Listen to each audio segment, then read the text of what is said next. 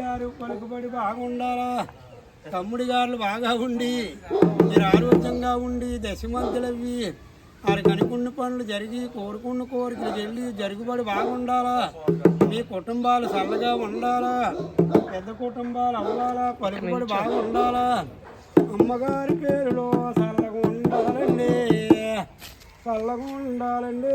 చిన్నాడే రమణ ఆ ఏడుగొండల వాడు వెంకటరమణ బాబు అయ్యప్ప స్వామి చల్లగా కాపాడి సంతోషంగా ఉండాలి, మీకు మంచి జరిగి అనుకున్న పనులు జరిగి కోరుకున్న కోరికలు వెళ్ళి జాబులు వచ్చి గవర్నమెంట్ జాబులు రావాలి.